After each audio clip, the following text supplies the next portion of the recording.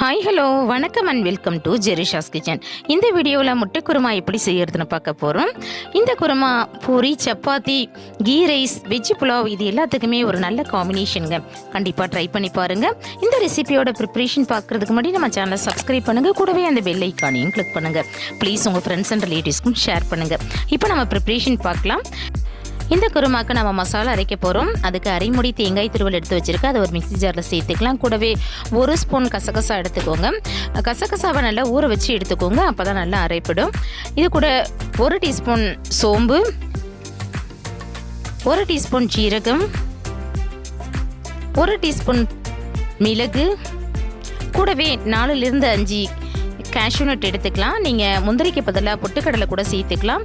இப்போ இது கூட நம்ம பச்சை மிளகாய் சேர்க்க போகிறோம். நான் 3 பச்சை மிளகாய் சேர்த்துக்கிறேன். இதில் நம்ம வேறு எந்த காரமும் சேர்க்க போகிறது கிடையாது. அதனால் நீங்கள் உங்கள் காரத்துக்கு ஏற்ப சேர்த்து அரைச்சி எடுத்து வச்சுக்கோங்க. இது ஒரு பக்கம் இருக்கட்டும். இப்போ நம்ம குருமாக்கு தாளிப்பு கொடுக்க போகிறோம். அதுக்கு ஒரு பேனை ஹீட் பண்ணி தேவையான அளவு எண்ணெய் சேர்த்துக்கலாம். எண்ணெய் நல்லா ஹீட் ஆனதும் ஒரு சின்ன துண்டு பட்டை, 2 ஏலக்காய், 3 கிராம்பு, கொஞ்சம் கல்பாசி, கூடவே ஒரு பேலீஃப் இது எல்லாம் சேர்த்து பொரிஞ்சதும் ஒரு பெரிய சைஸ் ஆனியனை நீல வாக்கில் கட் பண்ணி வச்சுருக்கேன். அதை சேர்த்து நல்லா கலந்து விட்டுக்கலாம்.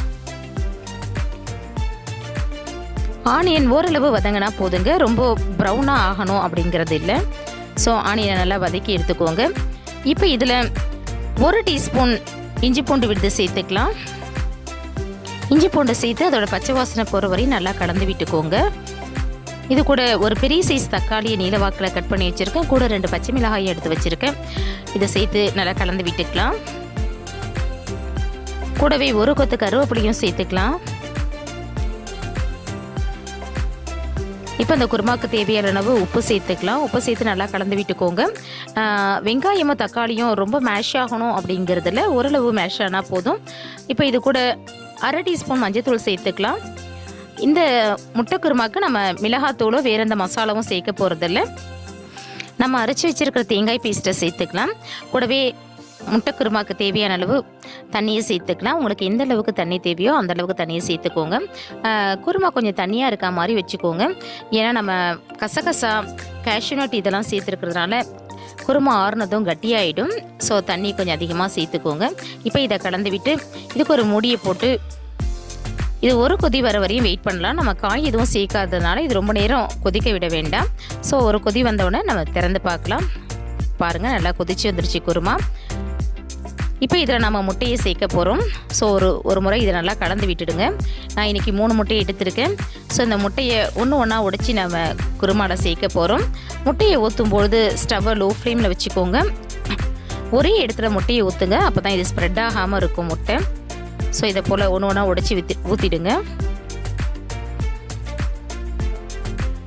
இப்போ ஒரு முடியை போட்டுடலாம்.